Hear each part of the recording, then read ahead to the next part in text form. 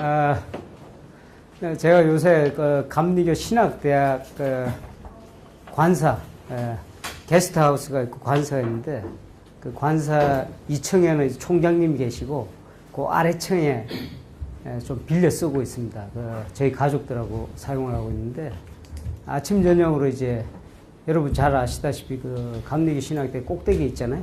산 꼭대기에 있어서 등산하는 마음으로 오르락하기도 하고 내리락하기도 하고 이렇게 왔다 갔다 하는데 잘 들리시죠? 네. 감리교 신학대학 딱 들어가면 간판이 보입니다. 간판이 이렇게 써 있더라고요.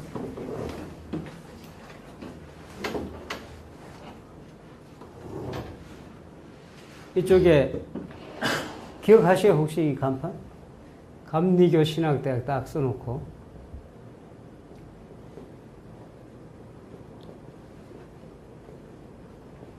영문으로 혹시 영문 기억하세요? 메토디스트? 메토디스트? 테올로지컬 이렇게 쭉 쓰고 유니버시티 이렇게 쓰고 있어요. 자세히 보시면 이렇게 돼 있을 거예요. 여기다 좀 거창하게 이제 서브타이틀로 뭐라고 써있냐면 웨슬리 복음주의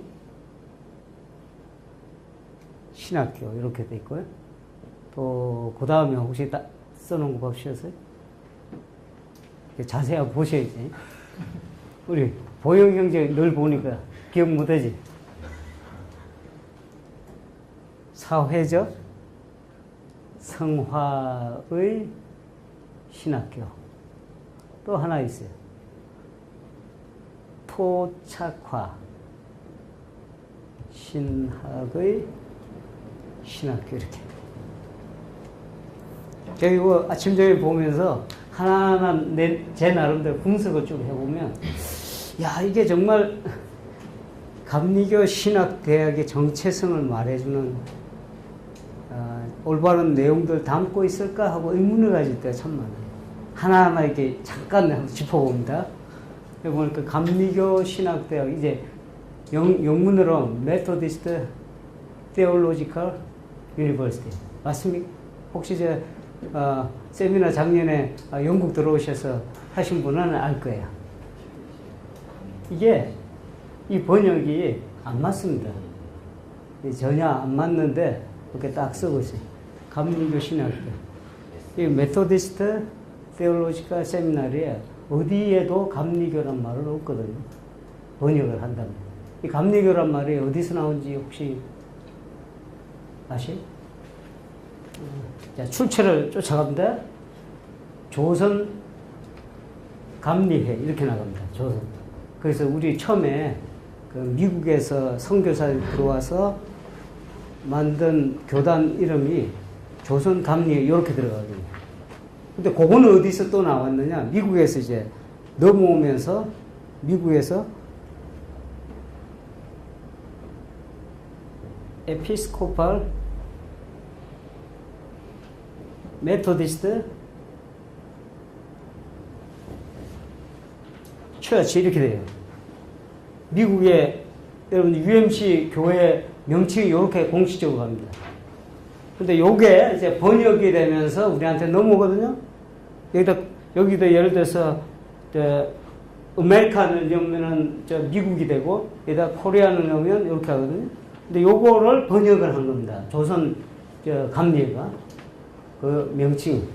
그런데 감리회란 명칭은 여기서 출현이 되고 있어요. 에피스코파. 에피스코파 요 뜻이 뭐냐면 감독제의 이런 뜻이에요. 이제 아시겠죠? 감리회. 감독제의. 그런데 얘는 번역이 안 됐어요. 이거 보세요. 감리교 신학대. 어디 메토디스트 있습니까? 없습니까? 없죠. 메토디스트 없다고. 그런데 또 영문으로는 메토디스트 테올로지컬 세미나리. 이거 사실은 음틀이죠. 음틀 번역인데 그냥 쓰는 거예요. 그냥 틀인지 아닌지 별로 생각을 안 해보고. 그래서 이 메토디스트라는 말을 이 말이 어디서 왔는가 다 아시죠? 어디서 온 거는? 저 처음에 존 웨슬리가 옥스퍼드 모임에서 처음 사용했다 이러는데, 이거는 자체적으로 개발한 용어가 아니고 사람들이 별명으로 부른 거예요. 그죠? 하도 모여서 뭔가를 열심히 하고, 이렇게 요 그룹이 이제 메토디스트가 될 수 있다고 보는데, 한번 이 그룹이 1700년대, 1729년도 이 그룹이 쭉 간다고 한번 생각해 봅시다. 가갖고 뭔가 모여서 이렇게 뭔가 하고 있어. 열심히 그것도 우리는 여기서 하루 이렇게 1박 2일을 하는데, 이게 규칙적이고 밤낮 없이 여기서 뭔가를 위해서 하고 있단 말입니다. 그래서 사람들이 보기에 야, 쟤네들 참 이상하다, 그럴 거 아닙니까? 그래서 붙여진 이름이 메토디스트라는 건 다 아시죠? 규칙주의자. 이거 번역은 규칙주의자라고 하는데, 조금 여기서 제가 생각하기에 좀 문제가 있어요. 어쨌든 좋습니다. 규칙주의자라고 이야기를 하는데, 중요한 것은 규칙주의자라고 부르는 순간에 존 웨슬리가 그걸 기쁘게 받아들였다는 게 중요해요. 뭐라고 부르든 간에 그 말이 너무나도 자신들에게 적합한 용어였기 때문에 억셉트를 한단 말이에요. 그게 메토디스트입니다. 그럼 존 웨슬리가 받아들일 때는 규칙주의자다라고 해서 받아들인 것이 아니고 무슨 딴 생각이 있어서 받아들였어요. 자기가 이해하는 메토디스트의 그림에 맞기 때문에 그 그림대로 이제 매치가 됐단 말이에요. 근데 존 웨슬리가 생각했던 메토디스트는 무엇이었는가? 이게 대단히 중요합니다, 이제. 그래야 이게 또 붙어 있는 것도 이해가 될 거 아닙니까, 그죠? 존 웨슬리가 사람들이 너 메토디스트야 라고 이야기할 때, 그래, 나 메토디스트야 라고 이렇게 받아들이는 순간, 그 받아들이는 그 포인트에서 존 웨슬리가 이해하고 있던 메토디스트는 무엇이었는가? 이게 사실은 우리 메토디스트의 출발점이 돼야 된다. 여기서 보면요, 우리 감리교 신학대학으로 이렇게 번역이 끝나고 마는데, 정확하게는 감리교 메토디스트 신학대학 이렇게 번역이 돼야 맞는다고 생각해요. 영국 감리교회라고 그러죠, 영국 감리교. 이건 정말 엉터리입니다. 왜냐하면 영국에는 감독제가 아니잖아요. 에피스코팔이 전혀 없는데, 에피스코팔이라는 말 자체가 영국에는 없어요. 영국은 흥미롭게도 이렇게 씁니다. 메토디스트 인 브리튼, 이렇게 써요. 메토디스트 처치 인 브리튼, MCB. BMC도 아니에요. BMC라고 쓰시는 분인데 이거는 아닙니다. 브리티시 메토디스트 처치는 브리튼 사람들의 메토디스트 처치 이런데, 영국에 있는 사람들이 브리튼 사람들만 있는 게 아니잖아요. 그러니까 이 사람들은 좀 통넓게 메토디스트 처치, 모든 메토디스트들의 처치 인 브리튼, 이렇게 바꿔 쓰는 거예요. 스케일이 약간 다릅니다. 근데 한국은 여전히 코리안 메토디스트 처치 그냥 쓰죠. 근데 앞으로는 메토디스트 처치 인 코리아 하면 좀 더 이게 넓은 의미가 될 것 같아요. 그런데 이 존 웨슬리가 메토디스트를 받아들일 때 존 웨슬리가 이해했던 메토디스트는 무엇이었는가? 이게 대단히 중요한 거예요. 자, 존 웨슬리가 생각했던 메토디스트 처치는 로마 시대로 거슬러 올라갑니다. 로마 사람들, 그 로마 사람들이 사람들을 치료하던 사람들이 있는데, 그 사람들 의사죠, 그죠? 의사들을 향해서 메토디스트들이다 이렇게 불렀어요. 이제 그거를 기억을 해낸 겁니다. 존 웨슬리가 로마 시대의 의사들, 메토디스트, 왜 그 사람들을 메토디스트로 했을까? 한번 상상해 봅시다. 로마 시대의 의사들을 메토디스트로 했다. 이 의원이 그렇게 가거든요. 한번 생각해 보시죠. 우리 메토디스트들 아니에요. 이제 우리가 다른 말로 그냥 감리교도들 이렇게 번역을 하는데, 사실 이게 메토디스트를 번역하기 상당히 어렵죠. 감리교 규칙주의자들, 이건 또 이상하잖아요. 그죠? 그러니까, 일단은 감리교도 이렇게 써있기 때문에 일단 씁시다. 쓰는데 하여간 그 메토디스트의 원래 의미, 로마 시대 의사들이 메토디스트다. 그 사람들이요, 잘 들어보셔야 돼요. 그 사람들이 뭘 했냐면은 처방전을 씁니다. 그죠? 우리도 지금 의사들 처방전 쓰잖아요? 처방전을 쓰는데 아침에 몇 시에 일어나서 요 약을 먹고 하루에 3번씩 나눠서 공복에 혹은 뭐 식후 30분, 우리 요새 그렇게 하잖아요. 식후 30분, 왜 식후 30분인지는 모르지만 하여튼 그런 게 꼭 있더라고. 거기에 따라서 언제까지 어떻게 먹으라 하는 것이 처방전입니다. 요대로 해라는 거예요. 요대로 했던 사람들, 요 규칙을 따랐던 사람들을 메토디스트라 한다. 이렇게 이야기하는 거예요. 그거를 존 웨슬리가 픽업을 합니다. 내가 이걸, 이거 내가 써야 되겠다. 받아들이는데, 왜 그랬냐면은, 이게 그 다음 이야기가 대단히 중요합니다. 존 웨슬리 마음속에는 영혼의 구원을 고치는 일에, 영혼의 질병을 고치는 일에 온 관심이 가 있었던 사람입니다. 우리 목회자들을 영혼의 의사로 판단했어요. 우리가 일반적으로 쓰잖아요. 요새 일반적으로 쓰는 힐링 캠프 많던데, 힐링 캠프. 요새 TV에도 나오고 뭐 그런 것 같더라고요. 그런데 이미 존 웨슬리가 18세기에 우리 목회자들을 향해서, 야, 이 사람들은 병을 고치는 사람이야. 영혼의 병을 고치는 사람들인데, 이 영혼의 병을 고치려면 규칙적으로 무엇인가를, 이 절차를 따라야 된다. 바로 여기에 포인트를 잡은 겁니다. 그게 메토디스트의 시작이에요. 감리교 신학대학 할 때 그냥 메토디스트 그냥 보시지 마시고 이제 한번 좀 깊이 보시기 바랍니다. 두 번째로, 이건 뭐 이야기하려면 끝이 없어요. 웨슬리 복음주의 신학교 맞아요? 여기 웨슬리 복음주의 어떻게 생각하시나요? 용어가 이제 동의하십니까? 웨슬리 복음주의. 제가 볼 때는 그 용어 속에는 정치적인 의미가 들어가 있는 것 같아요. 네. 감리교가 사회적으로 많이 비판도 받고, 또 저 밑에 쪽 지방에서는 감리교를 이단이라고도 그러니까 우리 교단이 복음주의적인 학교다. 그걸 강조하기 위해서 집어넣은 용어. 웨슬리가 복음주의입니까? 어떻게 생각하십니까? 자, 이 질문 이전에 복음주의가 뭡니까? 하고 나와야겠죠. 그죠? 복음주의 정의가 내려져 웨슬리 복음주의에 대한 이야기가 나올 거 아니에요. 근데 제가 웨슬리를 읽으면 읽을수록 웨슬리를 복음주의다, 뭐다, 무슨 주의로 환원하는 것 자체가 웨슬리한테 참 실력이었다 하는 생각을 해요. 이 주의로 가지 않습니다. 존 웨슬리는 절대로 어떤 주의로 복음주의든 뭐 진보주의든 뭐 이런 걸로 포괄할 수 없는 어떤 전체를 갖고 있는 사람이에요. 그래서 위대한 사람이에요. 복음주의 해놓으면 이미 이게 제한돼 버리잖아요. 그러면은 우리가 소위 이야기하는, 이게 잘못 생각을 하는 게 뭐냐면, 이 복음주의다 뭐다 하는 거는요, 웨슬리 시대 때는 없던 말이에요.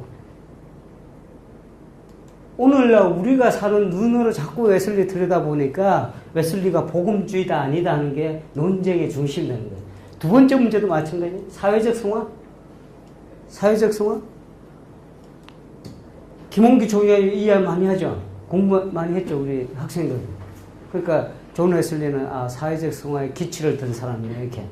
사회적 성화. 이거 나중에 이제 공부 좀 더 해 들어가시다 보면 이게 이야기가 나와요. 이런 말에서 나왔거든요. Social Sanctification. 사회적 성화. 이걸 이렇게 번역한 겁니다. 근데 이 번역에 대단히 이거는 제가 보기에는 에러가 많아요. 왜 그러냐면 이 소셜을 번역할 때 문제가 있어요. 요 말이 나오게 된 배경이 있어요. 어떤 배경이냐면은 이제 이 말씀을 드리면 금방 눈치챌 거예요. 소셜 생티케이션 이야기 나갈 때 그 바로 직전에 뭐라고 그러냐면은 메소디스트들은 사막에 고립돼서 홀로 신비주의를 찾아가는 영적인 어덜트러, 그러니까 영적인 간음자들이 아니다라고 표현을 합니다. 이 앞줄에. 그러면서 소셜 샘티케이션 이런 말을 표현했어요. 무슨 이야기냐면 존 웨슬리가 소셜 샘티케이션을 말하고자 할 때 우리가 지금 생각하는 소셜 하면 사회적 하면은 개인적 이렇게 나오잖아요. 그래 나오죠. 개인적 구원이냐 사회 구원이냐 이렇게 딱 갈르잖아요. 이게 이 포맷이 18세기에 없었어요. 그때 있었어요? 막스도 그때 없었고 그 시대에 이런 포맷이 이렇게 가르는 포맷이 없었다. 그 이 번역이 옥스퍼드 사전에 들어가 보면 소셜이다, 개인적, 우리가 생각하는 사회적이다, 개인적이다 하는 이야기가 옛날의 사전에 들어가 보면 이게 안 나옵니다. 그런 식으로 표현이 안 되어 있고 어떻게 이야기되어 있냐면 이렇게 표현이 되어 있어요. 소셜은 커뮤널이다 이렇게 공동적이다 이렇게 표현이 되어 있어요. 아까 이 앞에 무슨 이야기 있다 했어요? 사막 영성, 신비주의 영성에 대해서 비판을 하면서 사막에서 홀로 고립돼서 영성, 수도, 신비주의로 쫓는 사람은 영적인 어덜트러다 이렇게 표현했다고 했죠. 혼자서 산속에 들어가서 고립돼서 신비주의를 추구하는 사람과의 반대되는 개념으로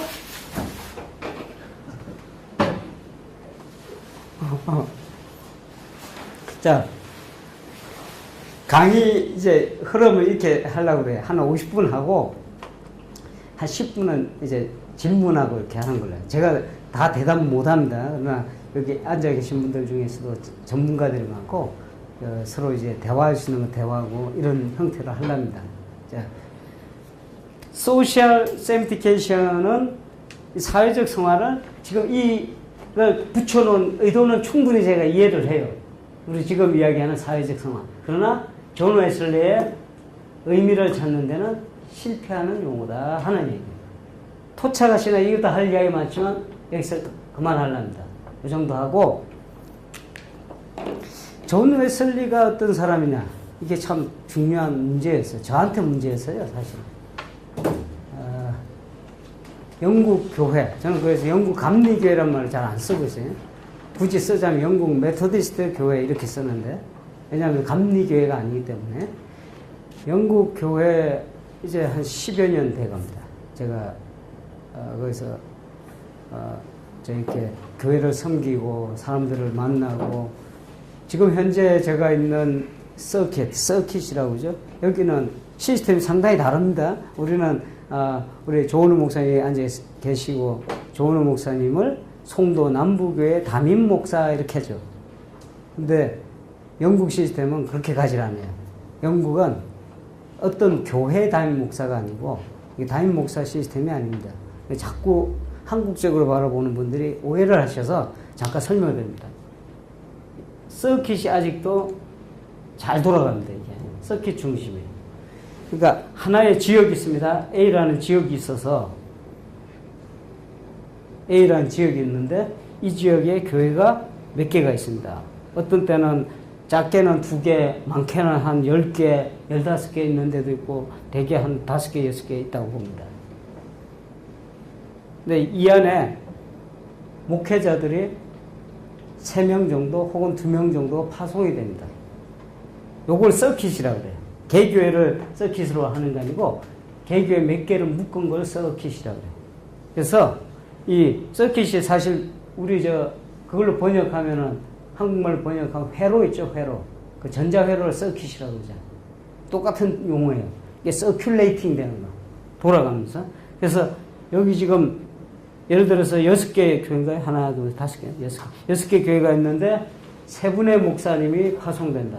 그러니까 6개 교회에 6분의 목사님 파송되면 좋은데 옛날에는 그랬을 가능성이 많은데 지금 어렵습니다. 왜냐하면 우선 개교회 인원이 한 교회에서 한 목사님을 책임질 수 있는 그런 인원이 안 돼요. 그러니까 이 6개 교회에 있다고 그러면 한 3분의 목사님을 모십니다. 근데 이 3분의 목사님은 이런 교회에 개교회에 초청받아가는 것이 아니고 서킷에 초청을 받습니다. 그래서 저는 서킷 목사입니다. 어떤 교회 목사가 아니고, 그러나 이 3분의 목사님이 이제 나눕니다. 2개.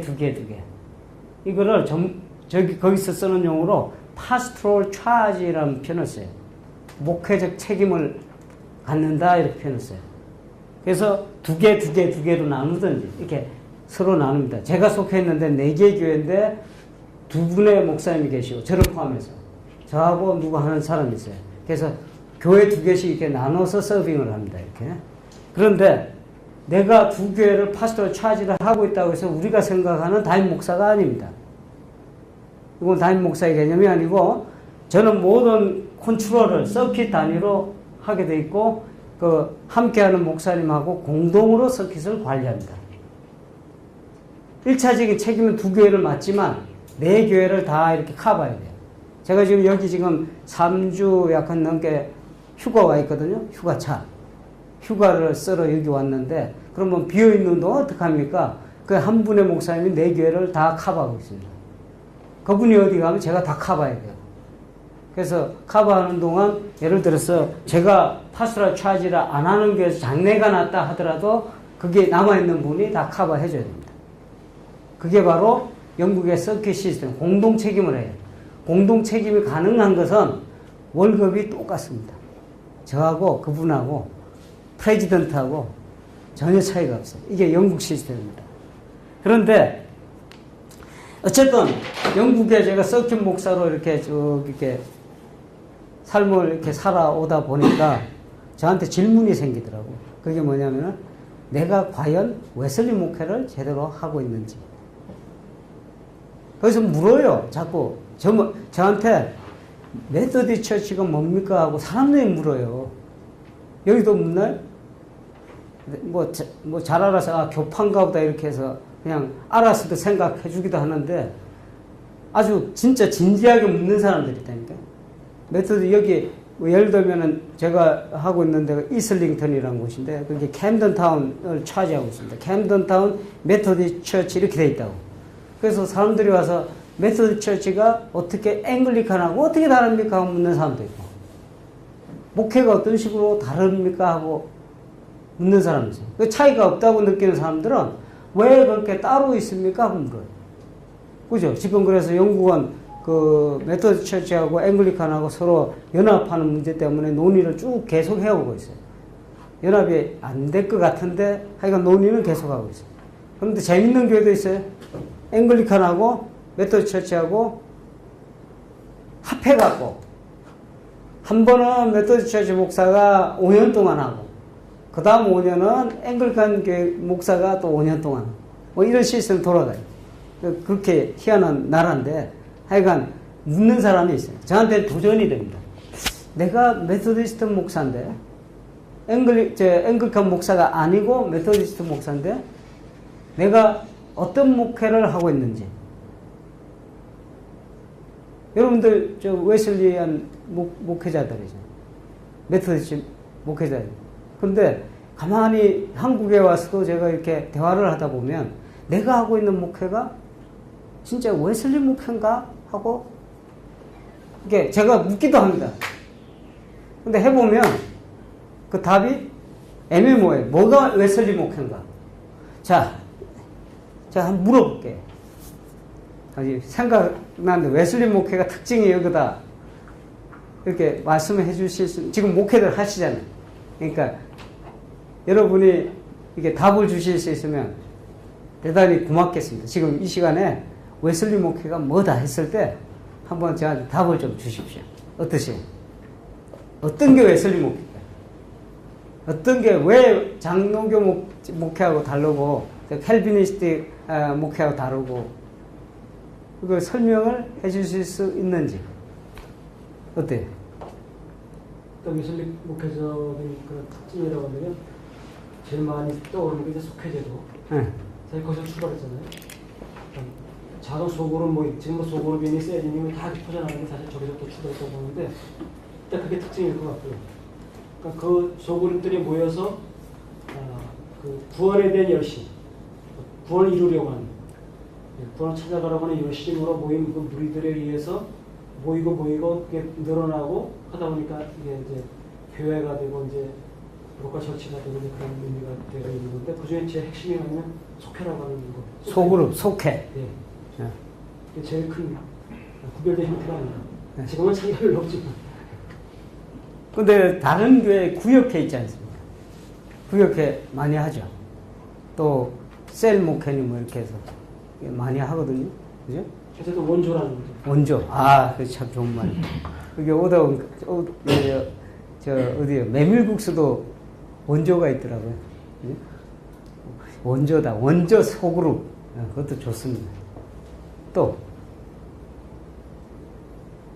여러분이 목회를 지금 하고 계시잖아요. 하고 계신 목회 어떤 특징이, 어떤 독특한 특징이 있습니까? 이게 내가 하는 것이 웨슬리 목회로서 이렇게 간다.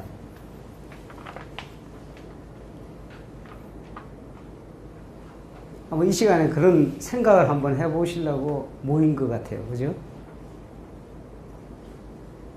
웨슬리. 존 웨슬리 말입니다. 학교 다닐 때, 좋습니다. 신학교 다 졸업하셨으니까, 지금 다니신 분도 있고, 학교 다녔을 때, 존 웨슬리에 대해서 배울 때, 존 웨슬리, 제가 다닐 때는, 누가 가르쳤냐면은, 변선한 교수. 그래서 제 기억에는 뭘 자꾸 말씀하시냐면은, 존 웨슬리의 선행은총을 막 강조하시면서, 존 웨슬리가 종교 대화에 정말 좋은 신학적 틀을 제공했다. 이렇게 얘기를 했어요. 그래서 그걸로 시험 본 것도 기억이 나거든요. 그래서 어떤 분들은 뒤에서 수근수근 대면서 이거는 웨슬리가 아니고 변설리다. 이렇게 이야기하신 분도 있어요. 지금은 어떠십니까? 지금 뭐, 여러분 다 배웠을 거예요. 웨슬리. 존 웨슬리에 대해서 배운 것이 정말 이렇게 클리어하게 뭐가 잡힙니까?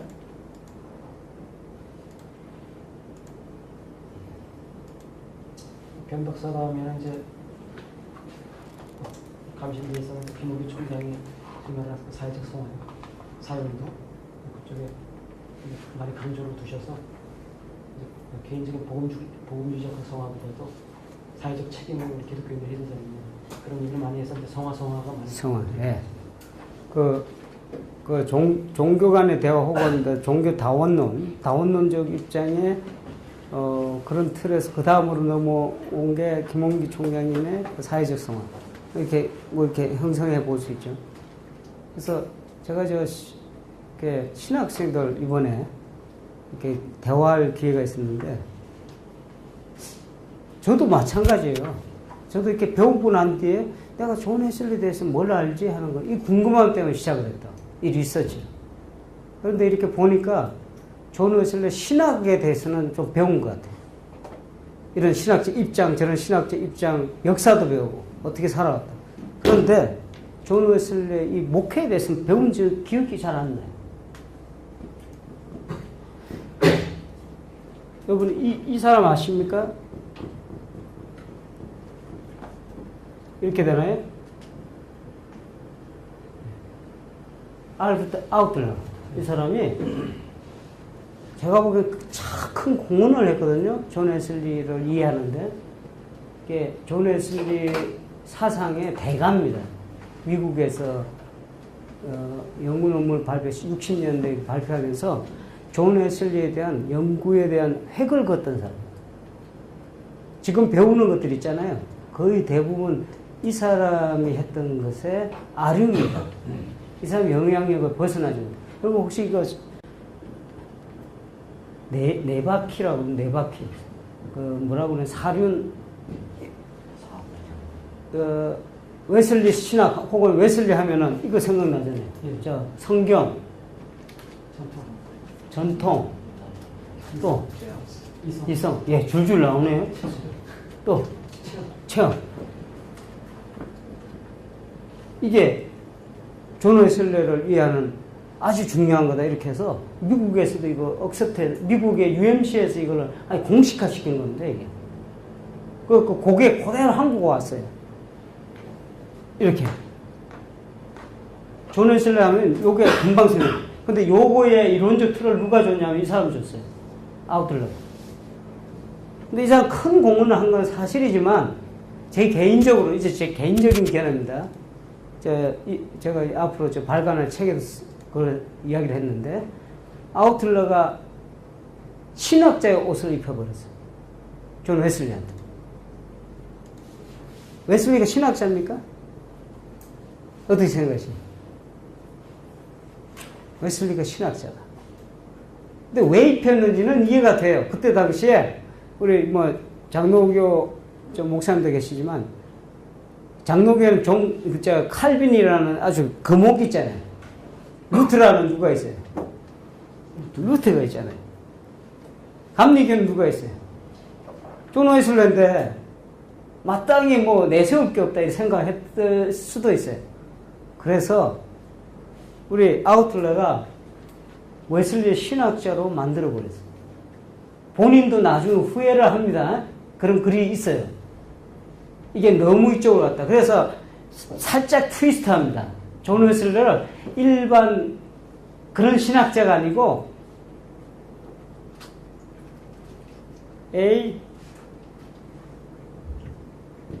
포커가 맞나요?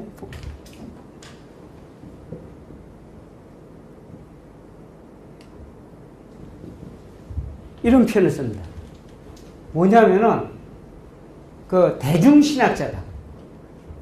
신학자는 신학자인데 대중적 신학자다. 이런 표현을 써요. 포커 맞나?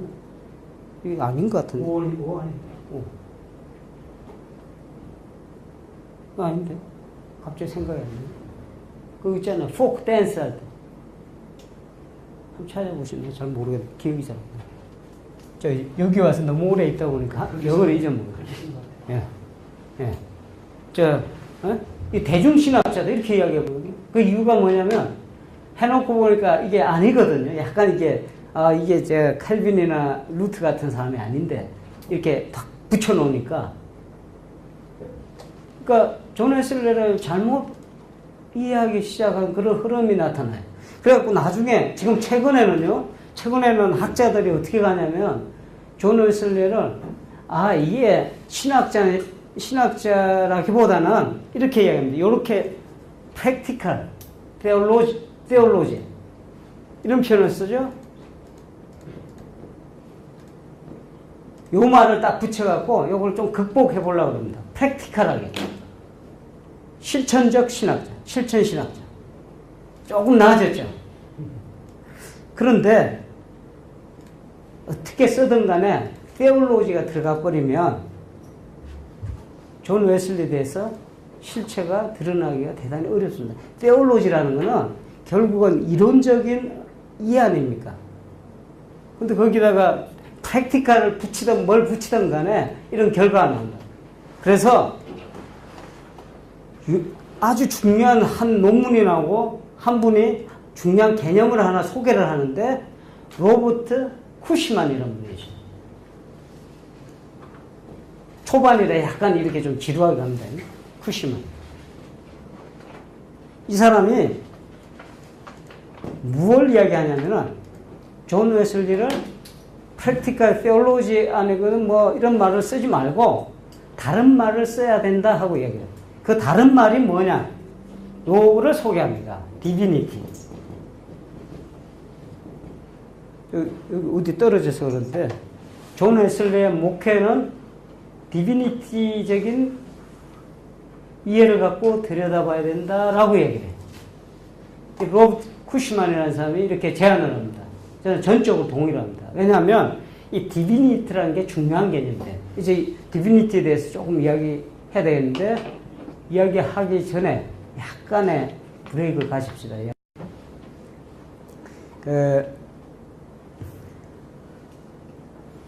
제가 존 웨슬리를 쭉 다시 그 자료를 검토하고 이런 과정에서 지난 약 한 3, 4년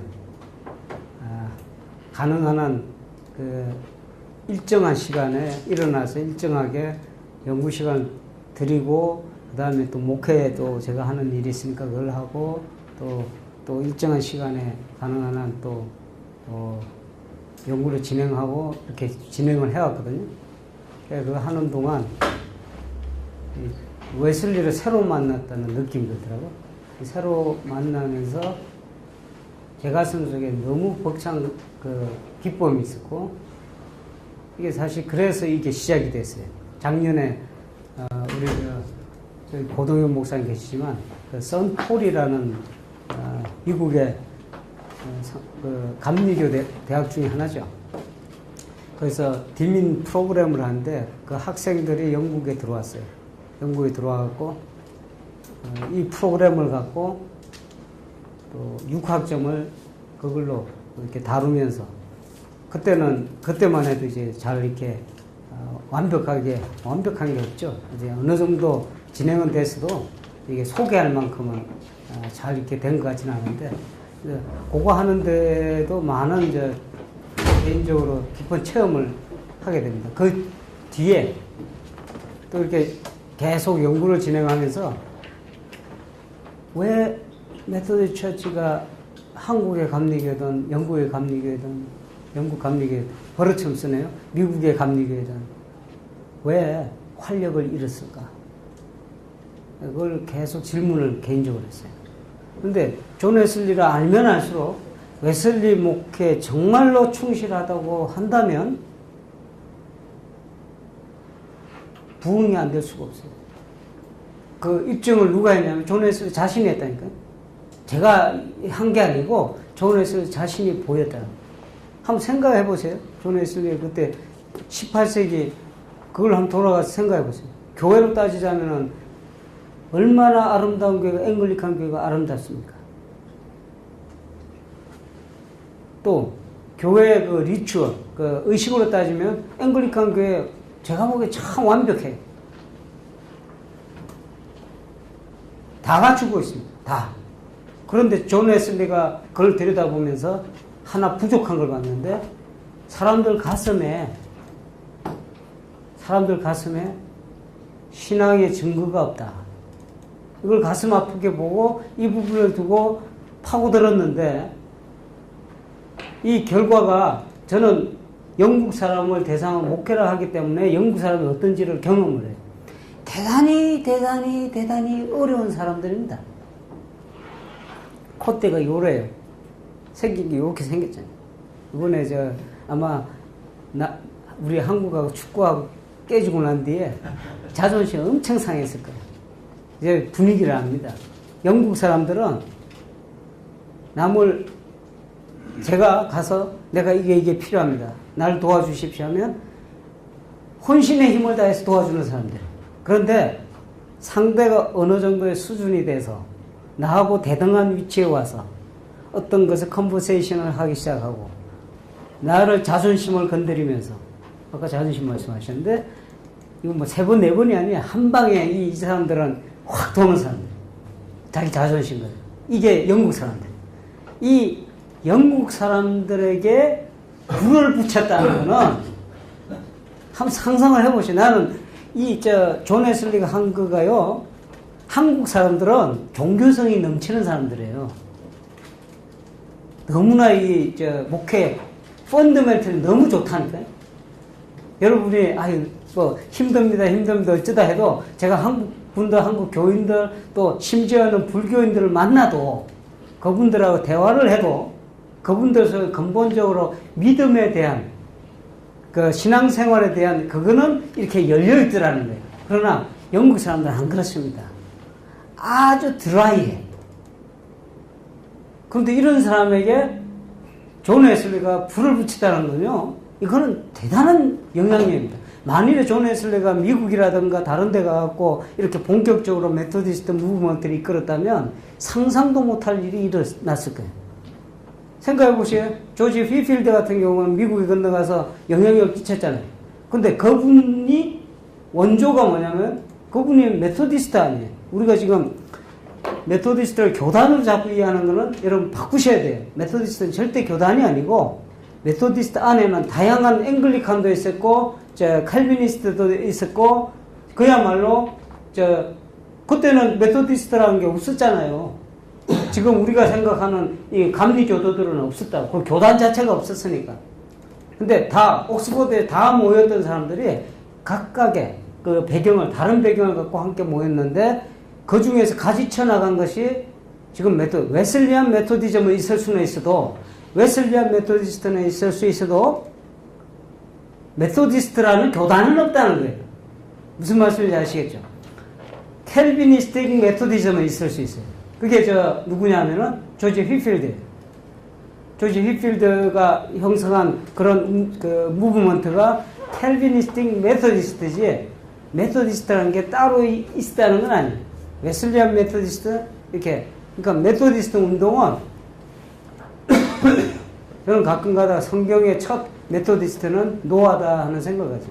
왜 노아가 첫 메토디스트냐?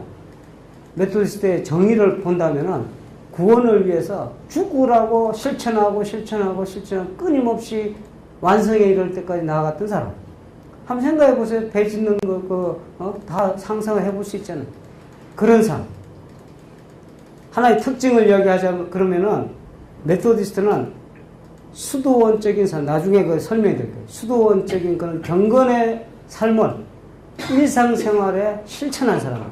이런 사람들을 요약해서 메토디스트라라고 저는 부르고 싶어요. 근데 이 메토디스트들이 다양한 가지로 뻗어나가요. 가는 데마다 역사가 일어나잖아요. 가는 데마다. 지금요, 흥미로운 거 하나 말씀드릴게요. 쭉 연구하고 메토디스트의 지금 디비니티 목회를 쭉 이렇게 리서치하는 과정에서 가장 원조에 가까운 메토디스트의 그 목회 모델을 찾으라. 저보고 만일에 묻는다면, 내용은 빼고요. 내용은 싹 빼고, 누가 이 메토디스트 운동을 제대로 하고 있느냐. 조용기 목사입니다. 내용은 빼고, 제가 내용은 빼고라고 했어요. 구조적으로 그렇다는 거예요. 나중에 이유를 이렇게 여러분 들어보시면 그 내용을 알 거예요. 자, 디비니티는 바로 존 웨슬리의 목회를 이해하는 키입니다. 아까 잠깐 말씀드렸는데, 여러분 들어오시기 전에 잠깐 말씀드렸는데, 존 웨슬리는 테올로지란 말을 의식적으로 피한 사람입니다. 대신에 이걸 썼어요. 그럼 요거 번역하면은, 한국말로 번역하면 뭐라고 쓰는지 아시죠? 한국에서? 우리 이거 쓰잖아요.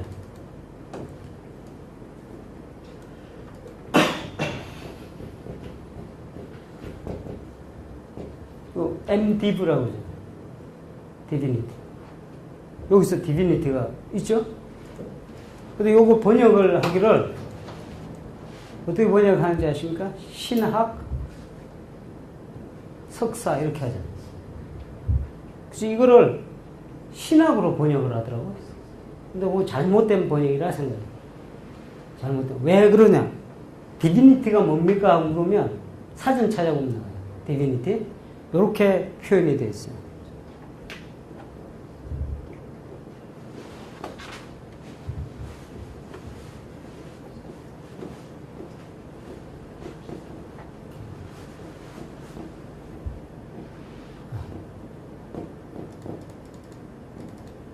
A state of being divine 이렇게. 자, 이거 잘 보셔야 됩니다. 이제 이게 무슨 뜻이냐 하는 게 여기 있어요.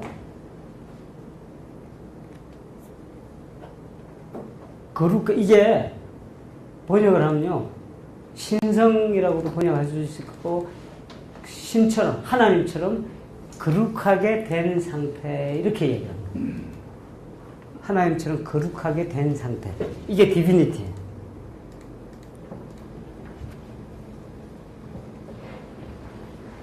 도대체 이 말씀 왜 드리냐면은, 이 디비니티의 이 속에, 이 출발점에 중요한 내용이 이게 들어가 있습니다. being divine. 이게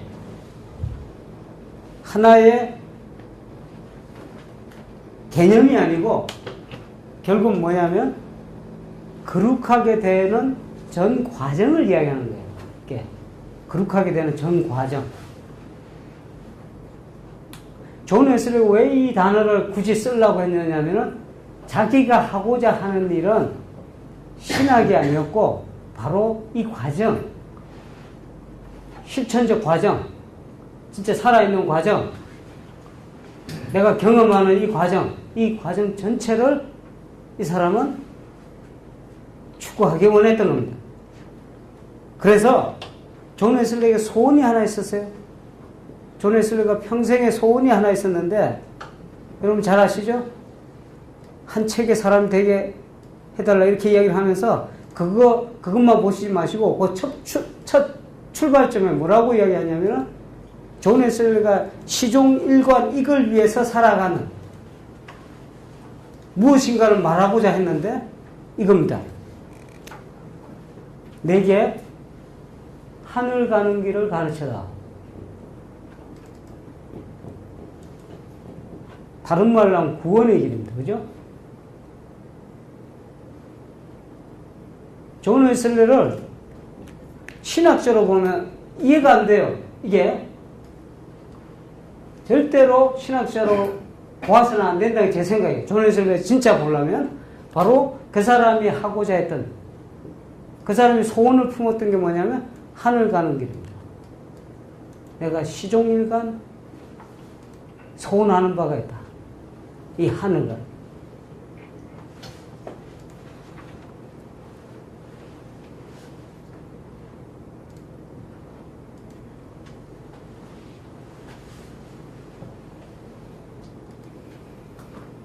네, 한번 돌이켜봅니다. 우리 목회 초점을 한번 봅시다. 지금 우리 목회 현장에 있어요. 존 웨슬리의 소원이 하늘 가는 길을 알고 사람들을 안내하고, 자, 여기에 이 being divine, divinity, the way to heaven, 여기에 모든 관심이 집중되어 있어요. 모든 관심이 집중되어 있어요. 앞으로 디비니티가 어떻게 구체적으로 그 내용이 뭔가가 이렇게 여러분한테 설명이 될 텐데, 요 다음 시간에는 그 디비니티의 전체 내용이 설명이 될 겁니다. 이게 어떤 식의 내용을 전개해 나가든 간에 초점이 하나가 있었는데 바로 하늘 가는 거.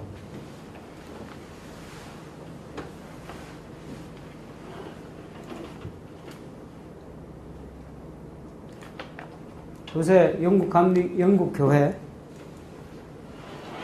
시스템으로 보면은 제가 볼 때 지구상에서 아마 메소디스트의 그 좋은 시스템을 다 갖고 있는 것 같아요. 영국 교회에서. 제가 보기엔 완벽에 가까워졌다. 잘 갖고 있어요.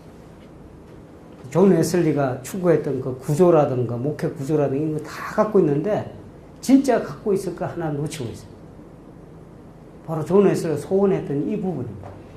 하늘 가는 길. 내가 이걸 위해서 평생을 살아왔는데 후예들 지금 와서 존 웨슬리가 여기 와서 강의를 한다 그러면 우리 목회자들을 향해서, 근데 한국 교회는 어떤지 잘 모르겠어요. 여러분 이제 목회 현장에서 과연 내가 초점이 무엇인가.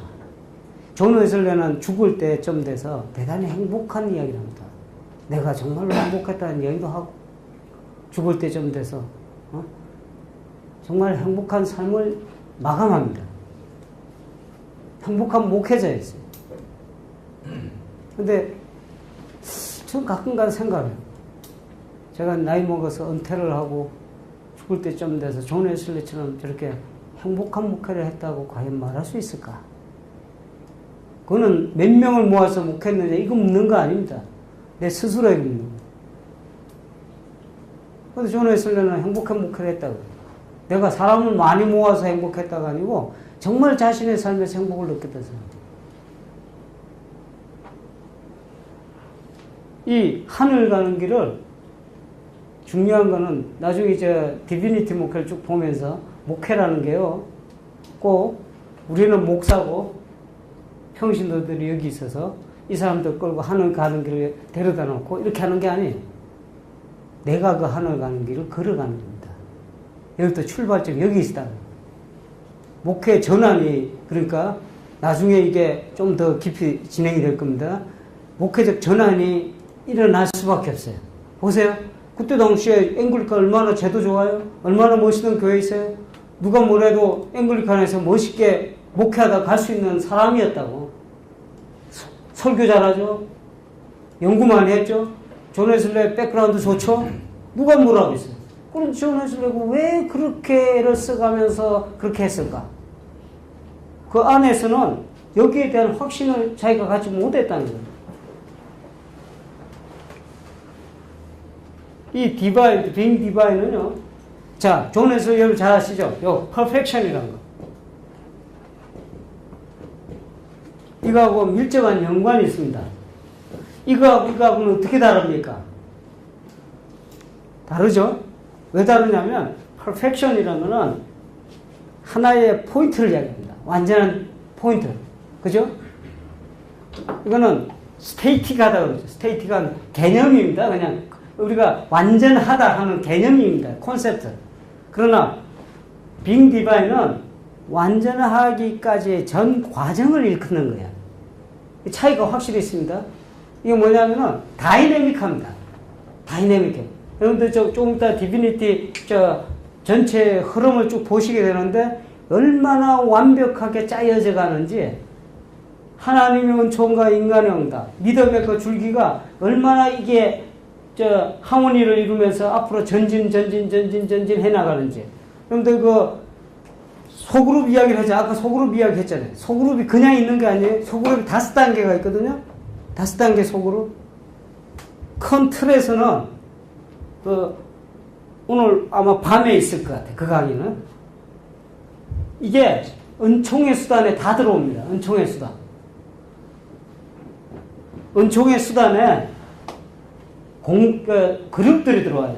교회들, 소그룹들. 이거 다 포함하는 그 교회 공동체가 들어오고, 그 안에 경건의 삶이 들어가고, 그 안에 자비의 삶이 들어가고, 이게 어디 방향으로 쭉 가게 되는데, 완전을 향해서 가는 이 방향에 나아가게 되는데, 이 은총의 수단이, 이 펑션이에요. 이 기능이 완벽하게 조화를 이루어 나가는데, 하나님의 은총도 각각의 영역에 따라 달리 작용을 합니다.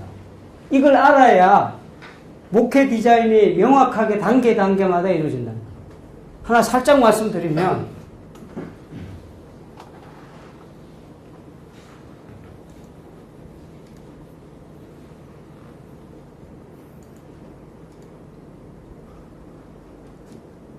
소사이어티 있죠? 그 다음에 클래스 미팅 있죠? 반드 있죠? 또 작은 그룹도 또 있잖아요.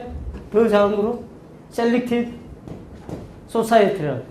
이런 그룹들이, 그리고 요 바깥에 또 어떤 그룹이 있느냐면, 옥외, 뭡니까, 필드 프리치, 옥외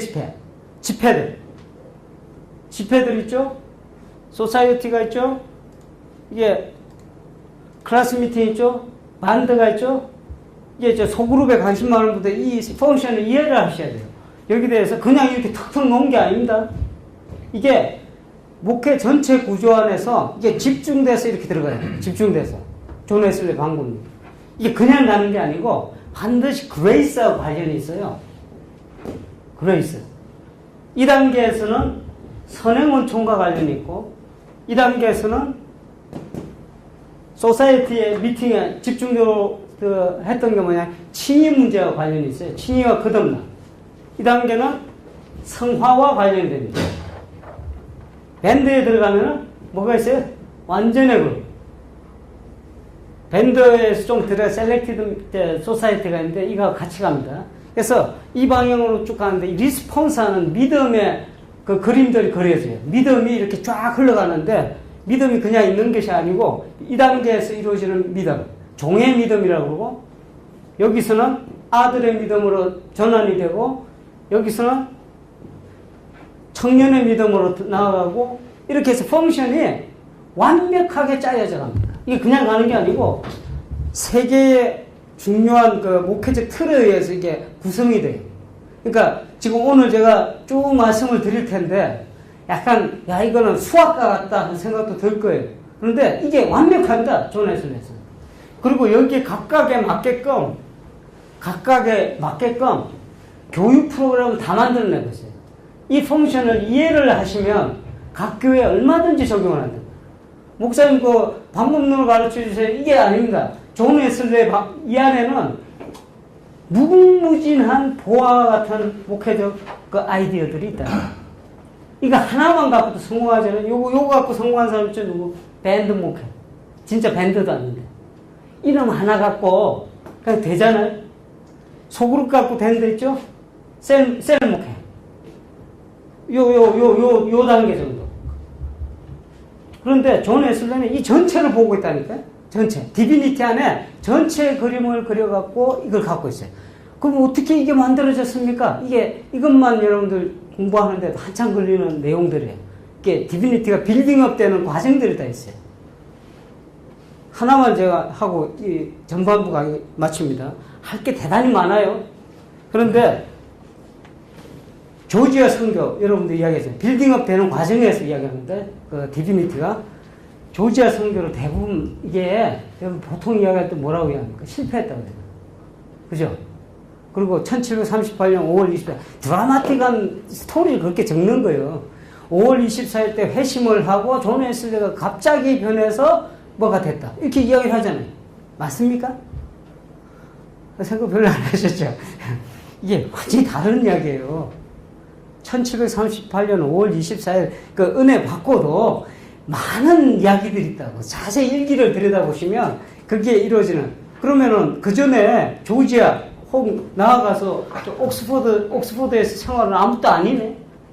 실제로 그렇게 하는 사람이 있어요. 셀이라는 사람은 이전의 삶은 아무것도 아니다. 이때부터 진짜야. 1738년 5월 24일 저녁 8시 45분 올드스게이트 스트리트에서 이렇게 했다. 이걸 루트라는 해석이에요. 근데 많은 목회자들이 메소디스트 목회자들이 이렇게 그냥 문문으로 그냥 따라간다니까. 그러니까 그 전에 있었던 성화의 삶 있죠. 성화.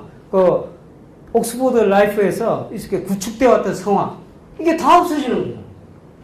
존 웨슬레는 절대로 안 그렇다니까요. 5월 24일 이후에 중요한 게 뭐냐면은 존 웨슬레가 고민하던 문제, 모라비안에서 배웠던 칭의의 문제하고 그 전에 알고 있었던 성화의 문제가 이게 링크가 팍 되는 사건이에요. 이게 버린 사건이 아니고 이걸 약간 우리 김진두 박사는 그렇게 이야기하더라고요. 복음주의적인 회심 이렇게. 저는 그 회심이라는 말을 쓰기 싫어해요. 왜냐하면 회심이라고 하는 거는 이전 걸 완전히 제로로 했을 때 회심이라는 이야기 나오거든요. 이거는 루트, 제가 전공은 사실 루트입니다. 루트로 전공을 했는데 이거는 루트 이야기예요. 존 웨슬리에서는 그런 게 나타나지 않고 오히려 완벽한 이게 짜임새를 갖추는 사건이 1738년 5월 24일 이후가 이게 진행이 됩니다. 그 뒤로 계속 뭔가가 빌딩업 되면서 약 46년대 1746년쯤 돼서는 완벽한 자기 그림을 그려내요.